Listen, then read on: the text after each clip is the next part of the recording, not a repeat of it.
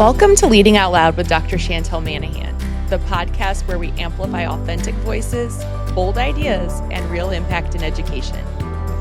I'm a K-12 CTO, education consultant, and proud forever learner. And I believe leadership gets better when we share what works, what's hard, and what's possible. So let's dive into stories and strategies from the leaders shaping the future of schools, one conversation at a time. Hi, welcome everyone.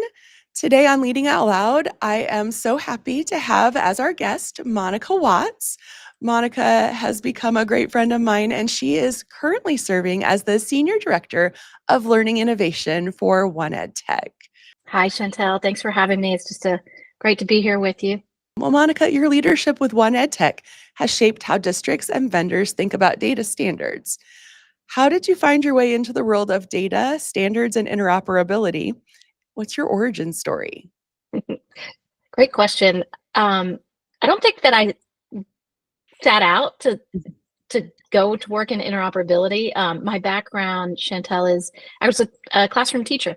So I was a classroom teacher, realized that I wanted to go back to school, get my master's, which I did in library information science. And I just fell in love with the research aspect of the library and information science.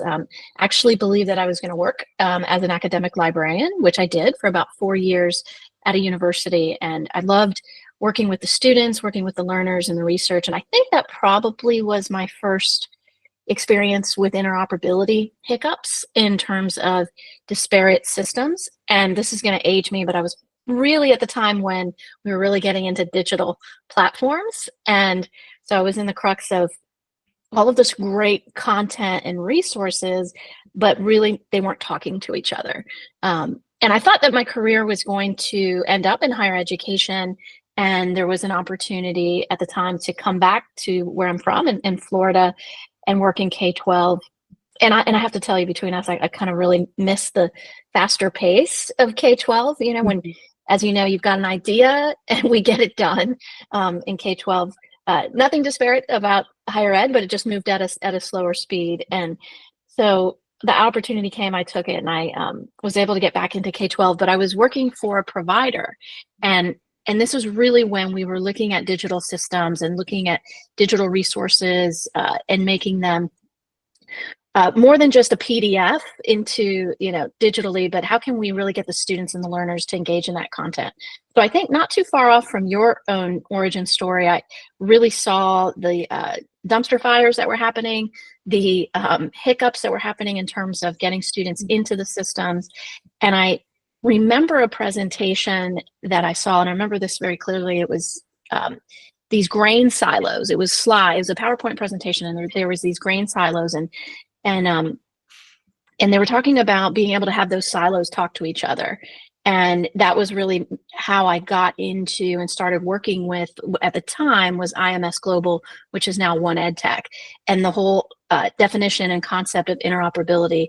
And it really, at the time, it started with OneRoster, the ability to provision students easily, as you know, into systems. And I just fell in love with the community. I was, again, working as a provider, so I was on the other side, but I was just evangelizing all the time when I was meeting with our districts and saying, okay, I'm going to leave this meeting, and I don't really mind if you, what I'm talking to you about in terms of our solution isn't right for you, but I do want you to Google IMS Global and interoperability. If you do anything after I leave, it's okay if we're not the right solution for you. But if you leave and you decide to, join that community, just please do so. And so just kind of working parallel with OneEdTech for many years, the opportunity came to actually work within the community. And as you said, as Senior Director of Learning Innovation, and just it's the right fit for me, because that passion that I have for solving those hiccups and challenges that we have with interoperability, we can do that in the community. What's great about this work, and I think you know this very well, is we're mission-oriented people. We don't really get into this for any other reason. I mean, it's not 8 to 5, it's not 9 to 5. It's longer hours than that, and so you have to have a passion for it and be mission oriented. So it's a really good fit, and just met some wonderful people along the way. And really where we are from those years of talking about those grain silos and where we are today, completely different, but still there's always challenges. And I think that's what, and probably for you too, what keeps us going is I'm not sure that we ever solve interoperability completely, because there's always going to be a new vision, so to speak, a new idea of where we want to be able to use data and extract data. And that's the exciting part of this work is, we have, obviously these standards that solve many of the bottom line issues of provisioning students into platforms and connecting data. But then there's always something that we're looking forward to in terms of, well, what could we do if there was a unicorn idea of being able to take that student data, align it to these frameworks for our state? It's just the possibilities. And I think that's what a community of like-minded folks like One Ed Tech does. When people think about that, they think, oh, that's boring, dry data standards. But this work is really actually very human, deeply strategic, deeply human. So the community drew you to it, and you kind of talked about the idea that there are always fresh challenges. What is the fresh challenge right now keeping you here? I think that one of the greatest things and why this work matters, as you said, is it's human. And it's also seeing school districts, K-12 in my situation, and their providers come together. And some of those providers are sometimes competitors. And I think that one of the areas that is really driving a lot of our work, and it's not new, it's not something that is a new standard, but it's really getting wheels right now. And that is CASE, which is Competencies, Academics, and Standards Exchange. And what CASE does simply is it takes academic frameworks that are issued by the state education agency, and it makes them machine readable so they can be read in these platforms. And it also creates a unique ID. And that's just simply the technical piece of it, right? But the human piece to that is this is one of those standards that we believe that the learner and the teacher actually touches, right? The OneRoster standard, LTI, wonderful standards, but CASE is really at the center of the digital ecosystem. Because if we can match the academic framework for the state to the content delivery and all the data that we are getting, that's the big picture, right? That's the vision that many districts want to see is where is the student aligned to and that academic standard with that resource. And CASE is what does that. We're really at a point now where I think 7 years ago, even 10 years ago, folks are understanding the power that CASE has in terms of you're not losing any ownership, right? As the issuing agencies, Department of Education, you're actually building more ownership because now you're really managing how that academic framework is utilized digitally versus not really knowing how some of those providers might be using it. And again, some of those hiccups where some of the naming conventions, the original naming conventions of the standard don't realize the same in the platform, right? And look different. So a lot of momentum currently with CASE. And like I said, I think it's one of those standards that at the impact level in the classroom, Chantel, where the teacher can actually touch this standard. They can search now for an academic framework in a manner that they couldn't do previously. As a teacher, I remember looking and finding in my academic frameworks and PDF and sometimes not knowing if that was the most recent one. That's all solved with CASE. And so I think this one is, from a human perspective, it just really hits down to that really granular level at the teacher in the classroom. And it's just wonderful to see that it is a standard that was developed and see that impact. Yeah, I can really relate to that. I remember my days in the classroom, like taking those PDF like printouts of the standards and literally cutting them into strips and like moving those strips around on different lesson plans or on my whiteboard or whatever, trying to make sense of them. And then then the state issues new revised standards. Well, let's peel all those back and go back again. Exactly. And I think the teachers personally, they get it. They're living the pain point, right? Like you just said, but I'm not going to tell you that this is solved. I mean, we still have so many states that have not published their academic frameworks in machine readable format, in case format. And so that we're still, loudly talking about that. And anyone out there listening that can, sitting in a classroom or sitting at a state education agency and is wanting to learn more about it. I mean, we are happy just to talk about it because you just described it perfectly, that pain point. And, but yet we have many states that are still not issuing their academic frameworks and in a machine readable format so that it can be ingested by the platforms that are using resources and aligning to those frameworks. And even in states like we're very blessed here in Indiana that most of our standards have been converted to case and are machine readable, but there's a lack of use at the districts, a lack of district adoption of using what's available. So that disconnect between the possibilities and how to use it, I think that really gets at the fact that this work in data standards and in interoperability, it doesn't necessarily move quickly, even though K-12 moves quickly. This is like, well, one district at a time, one state at a time, one leader at a time, like championing this cause.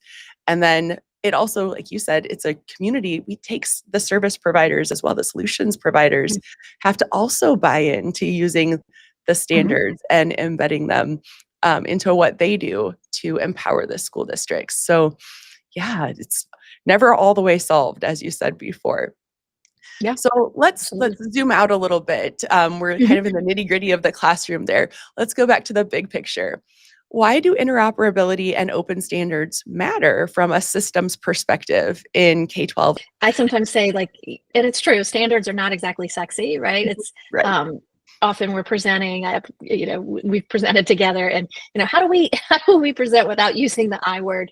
And it's it's interesting because I think interoperability really means resilience and sustainability, right? It's about the big picture is about open standards that prevent K-12 districts from being locked in to just one vendor. I often, because I was on both sides, talk about one day when we divorce, right? When it comes the time where you're going to move away from this solution, what do you do with that data that you have curated in that platform for years, for teachers have curated, right?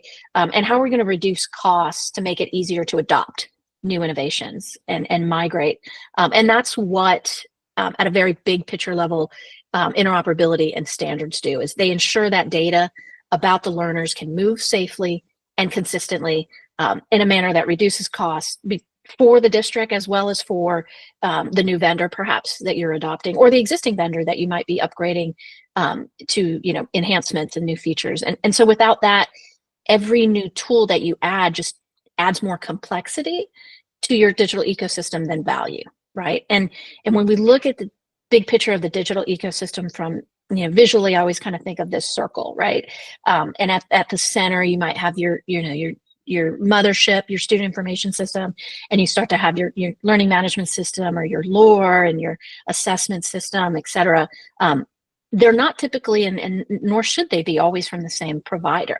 And so from the big picture perspective, those standards that kind of are the veins, the blood that allow the system to run and transfer and flow blood back and forth between those platforms is really the big picture of what we're trying to do. Is not be locked into one provider, because you're going to get the very best of each of those providers in your ecosystem, and we know they're the very best because they were selected and procured by, let's say, academics department for that, and they've gone through this rigorous procurement process.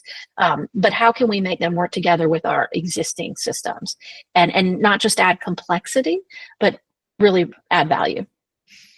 And I think you just made that very tangible for district leaders who maybe aren't technical leaders or maybe even aren't the academic leaders, making it also tangible to those classroom teachers, because we've all been through that process of moving from one provider to another for a specific service, or going through that upgrade process. I mean, it's back to school time right now, and there are a couple of vendors who made some big changes over the summer that are causing some pain points right now, just making upgrades to their own platforms. So that tangible, like if we have these open standards, we can ease that burden, make that process better, and then give teachers and students the tools that they need right away.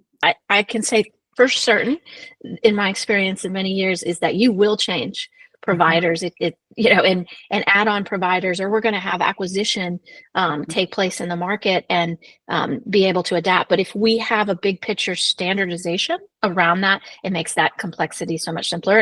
And back to school, that's really what we're all trying to achieve is digital day one, right? And be able to be ready and not repeat this cycle of, connection to connection, rostering, we have solutions that solve that.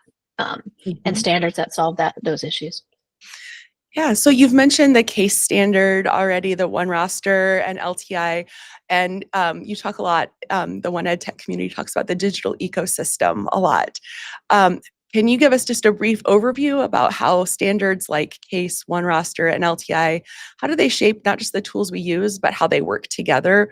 What makes up that ecosystem to support instruction? Yeah, absolutely. So I kind of like to think of these standards, in each of these standards, like a bridge. So CASE, it set academic frameworks to flow cleanly across systems, right? That, again, I'm going to give you that picture of that circle, and I think of CASE in the middle there, right? Kind of at the center. And so with CASE, we've got those learning objects, those academic frameworks that can flow across the systems, because we can align them now that they're machine readable within our assessment system, our student information system, our LMS. And then OneRoster is also a little bit outside of that CASE circle, ensuring that the data, like the rostering and the grades, are exchanged securely. And that's really key too, is that secure exchange of student information. I don't think I need to tell you how critical, and as stewards of that information, and as not just someone in this field, but as a parent, making sure that we have a secure way in order to roster students and exchange grades.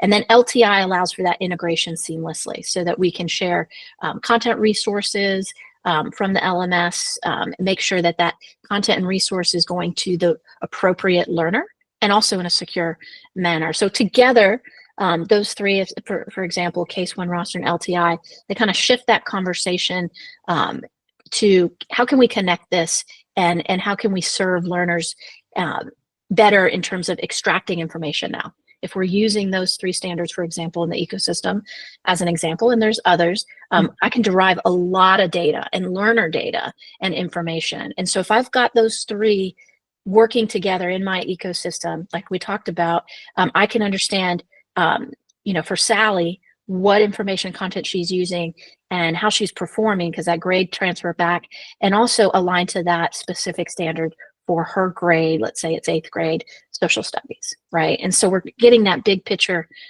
because we're connecting those three standards across that entire ecosystem.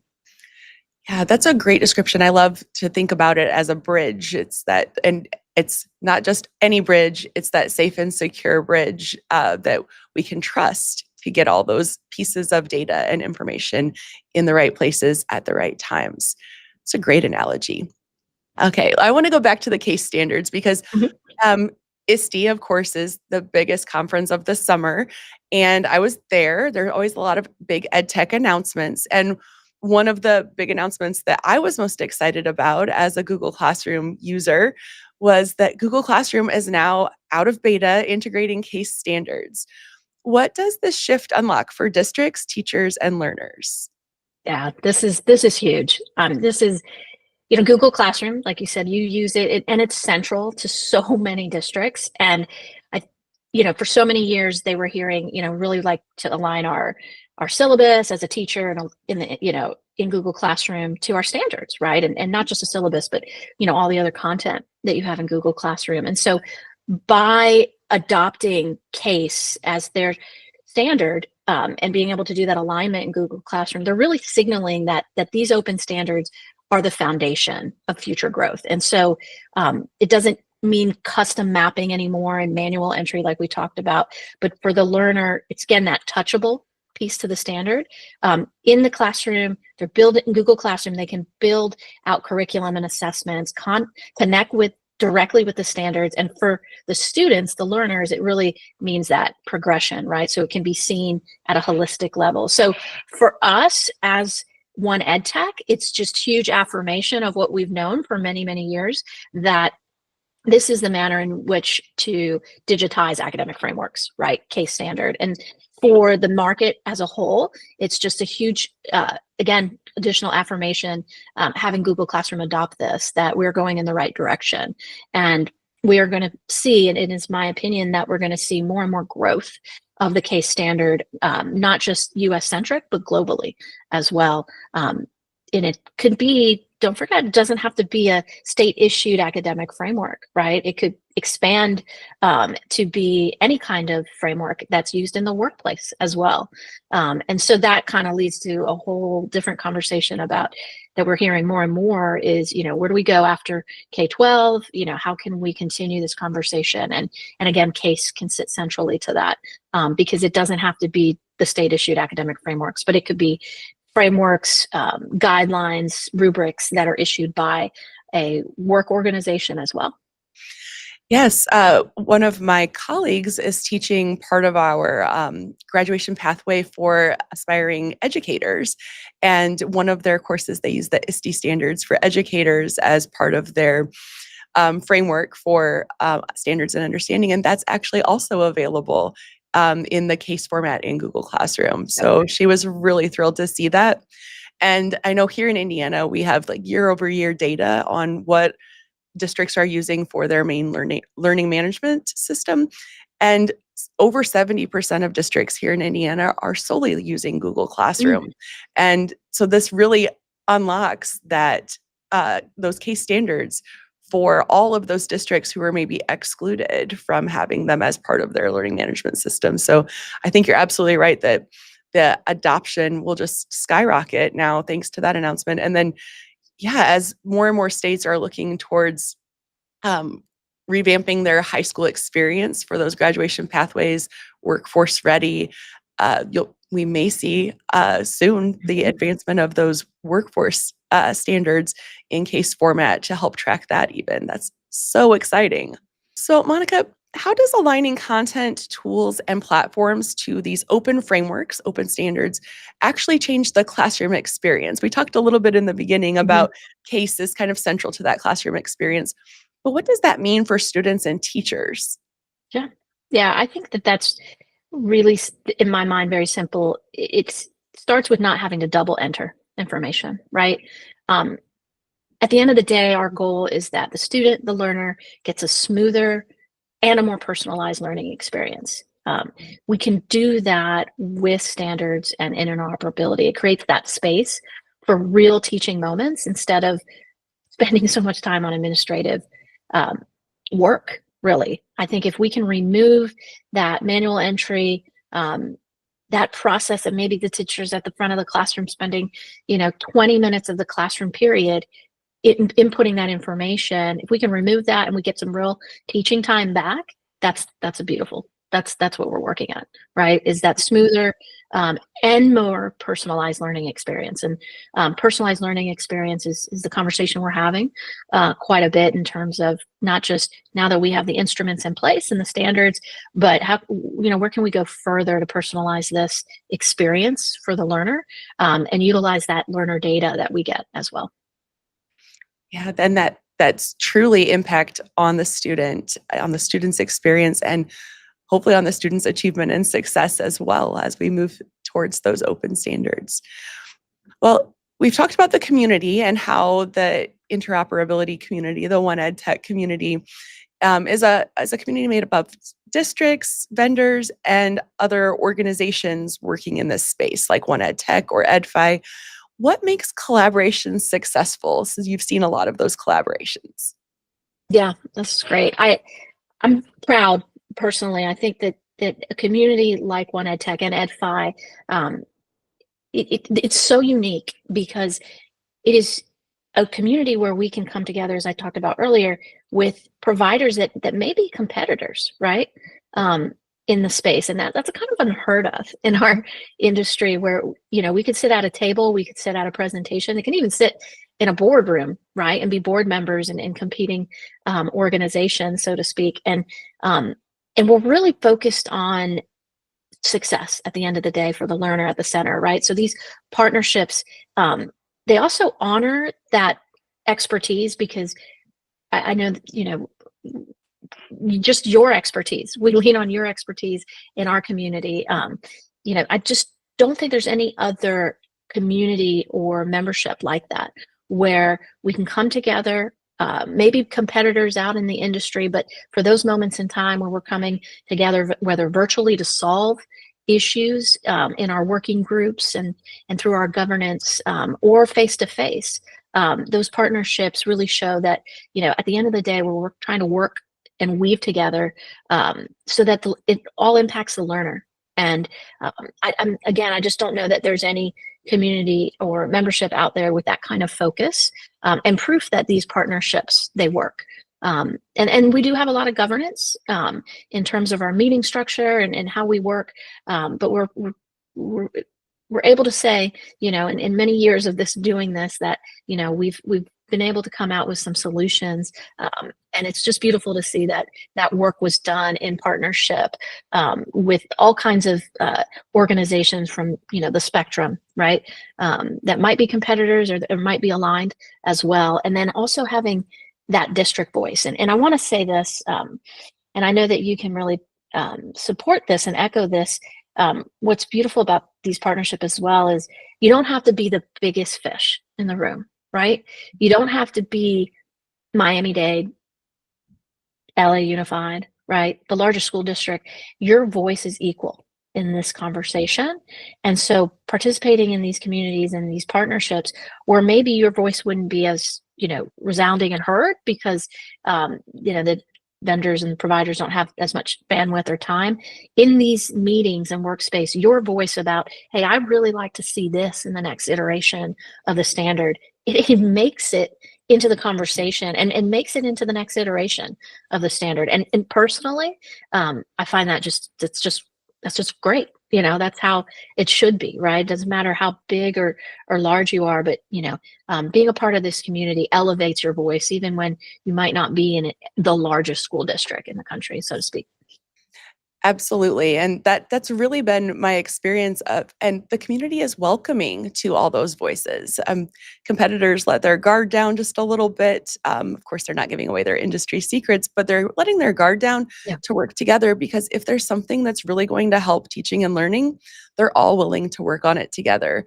And as a small district, working in a small district myself, being a small district leader, a lot of times those vendors won't even devote a single point of contact for my district. We're not large enough to sustain that partnership or to merit that partnership in the big picture. But in the One Ed Tech community, Miami-Dade and I have the same weight of voice, the same access to the vendors, the same access to the standards. So I think sometimes small school districts don't feel like they are seen and heard. Getting involved in this work and supporting teaching and learning is definitely one way to make sure that no district is left behind. That's a great way of putting it. I often say that the issues are the same. It's just the scale that's different. So you and I both have been involved in this work for years now, and kind of similar, like we saw a problem, we're like, there's got to be a way to fix it. What shifts have you seen in how school leaders are approaching this work of data standards and interoperability now versus a few years ago? What's the progress been like?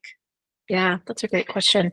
This was, I think, interoperability standards might have been a conversation that 10 years ago we were having back office with the IT department solely, right?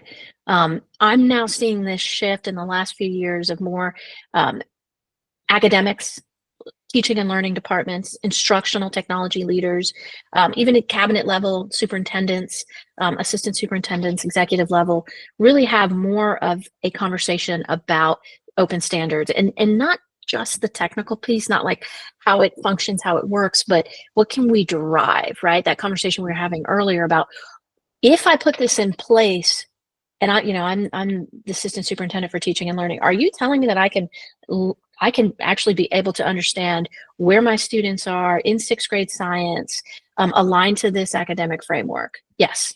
That's the answer. And that shift has just been, really, really awesome to see. And it's kind of started small, but now it's becoming much more intentional. And, beginning with rostering and then aligning the curriculum with case and kind of that growth mindset. It's kind of building that journey as far as, what is your end goal? What is that you'd like to see in this school year with the data? If you could imagine it be possible, we could potentially do that, right, with standards.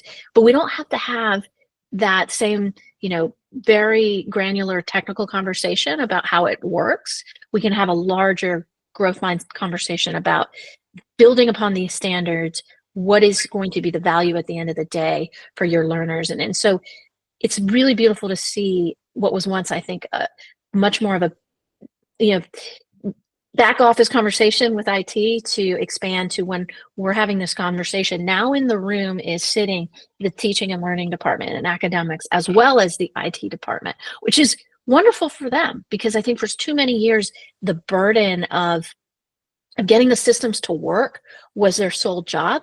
And I know they knew that there was more possibilities with these standards. And so having that partnership with the other side of the table, the academics and teaching and learning, we're able to, kind of compound in that value as well.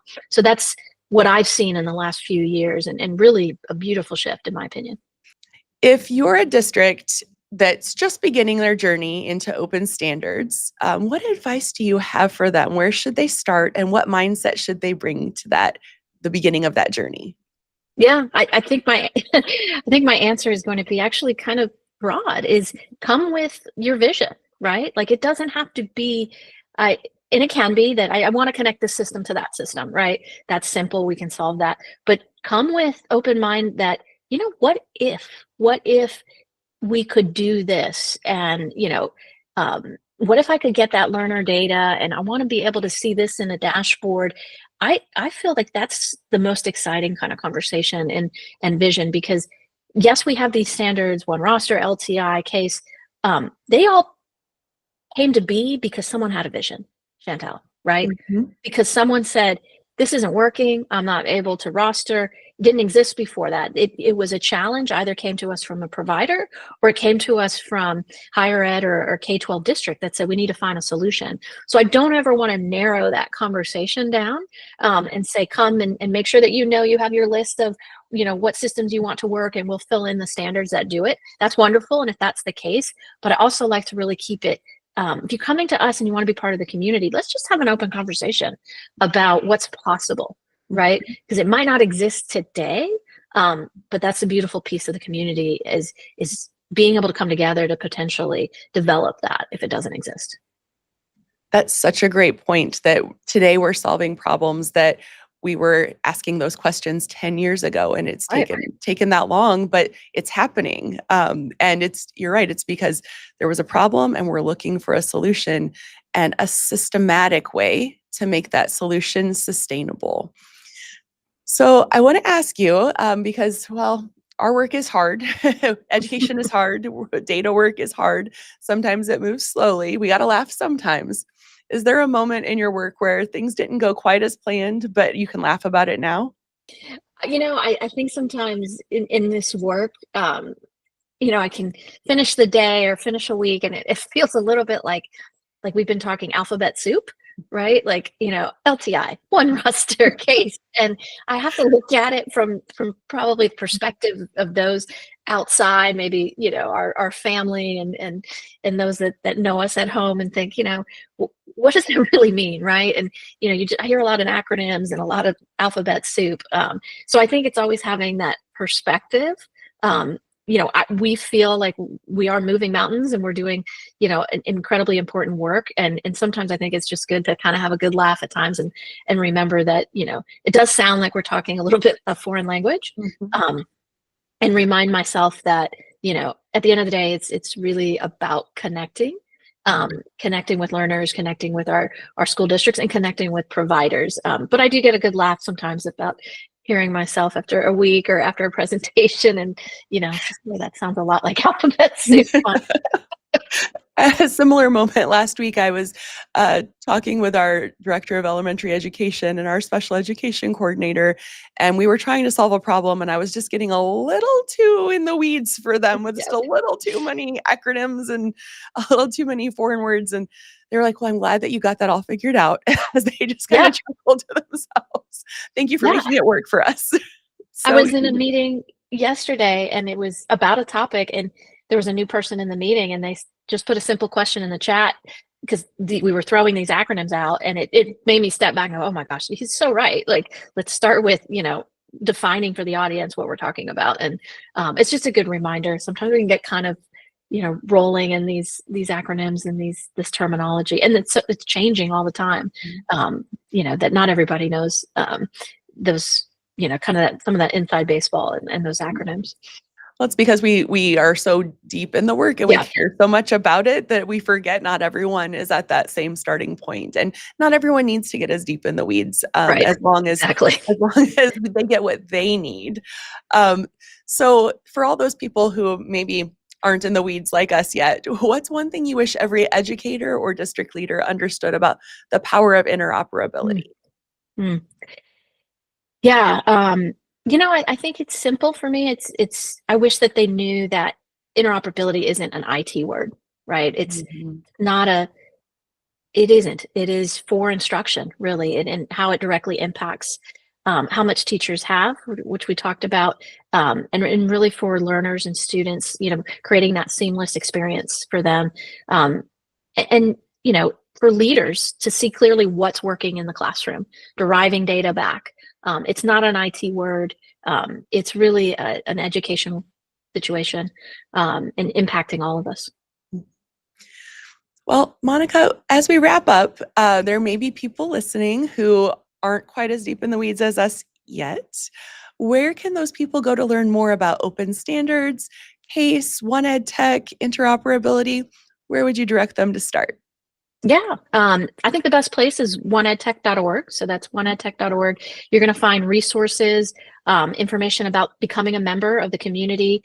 We also have a lot of information about the standards and the work and use cases, and as well as webinars. You can walk through some of those.